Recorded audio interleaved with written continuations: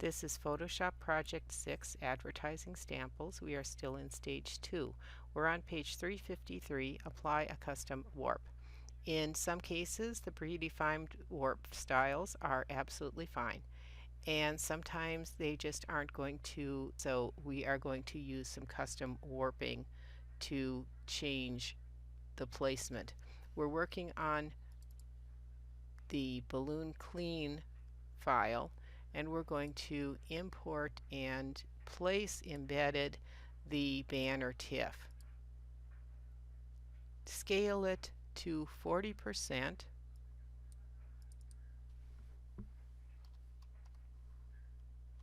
and commit to that. Move it up so it's fitting on the balloon, sort of, and we're going to go into Edit, select Transform, and select Warp.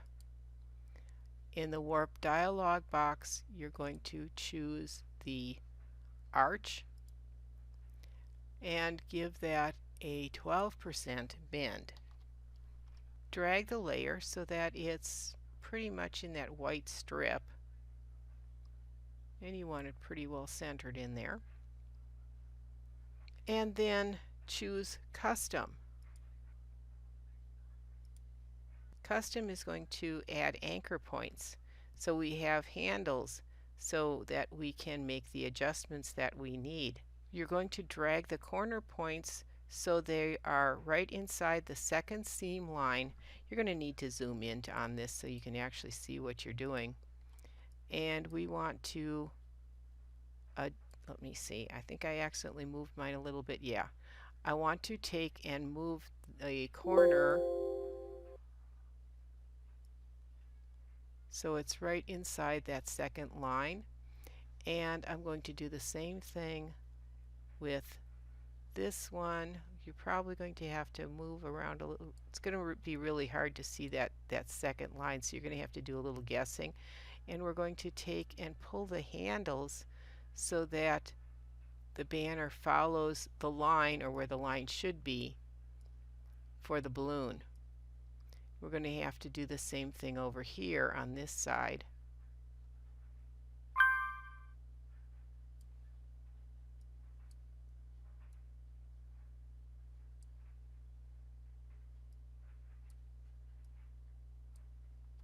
The handles that we're using on this warp grid are just like the handles on a vector path.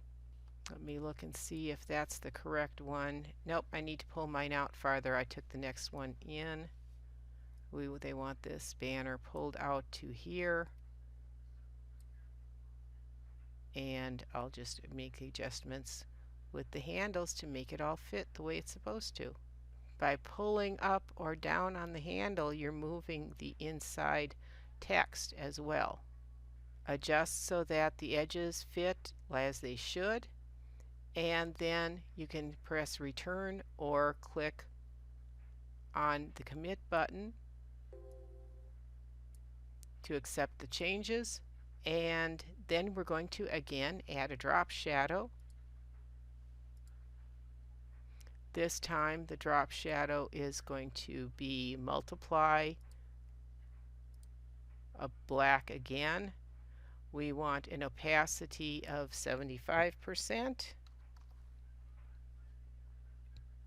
Angles should be set at 120. The distance should be 3 pixels with a spread of 0 and a size of 5. You can save this file as balloon add.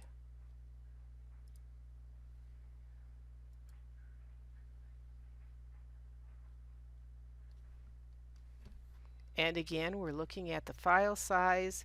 This one is 17 megs. We're going to go into this file, save as, and make a smaller version of this.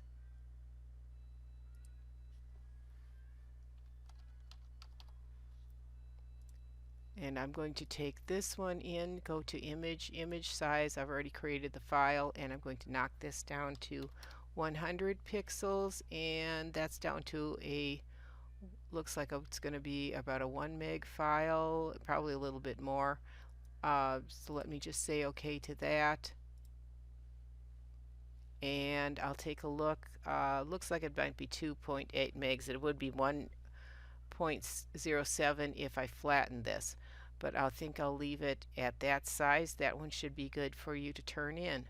Now, I wasn't totally happy with the way my banner came out, so I went back into Edit, Transform, and I picked up the Warp tool. It's already in the Custom Tools, so I went back in and I did a little bit of adjusting with the handles because I didn't like exactly the way that this was warped out.